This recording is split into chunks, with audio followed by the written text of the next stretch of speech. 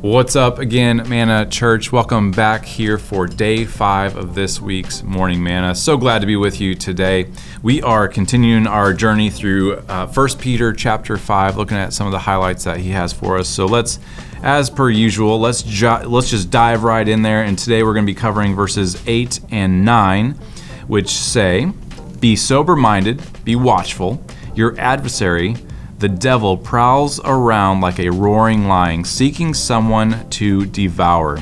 Resist him, firm in your faith, knowing that the same kinds of suffering are being experienced by your brotherhood throughout the world."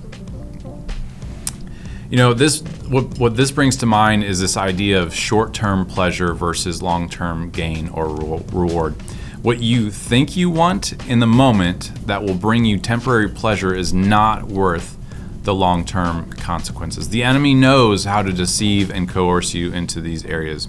You know, we heard Pastor Chris talk about this in week 2 of the Unstuck series, with the idea that we really can't give up any real estate or really open any runways to the enemy for him to land.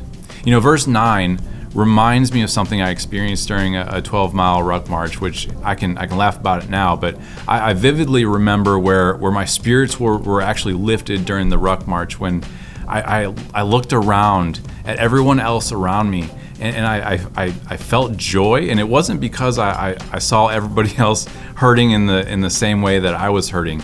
Instead, I knew I wasn't alone in my pain, and that we were all going to be better and stronger for getting through our current struggle. All right, so let's wrap up here today. What Peter is exhorting here is keep your mind clear in a way that will allow you to observe the long-term consequences of making decisions and judgments in the moment that seem good but won't actually bring blessing in the long run. So, what is our step for today? Well, it is actually similar to what you hear all the time here at Manna Church. Get God's word in your heart so that you can fall back on it when you need. And it's important to get it ahead of time, because when it's too late, it's too late. So make sure you work on that, getting God's word in your heart today so that you can use it whenever you need it. God bless you. We'll see you back here for day 6.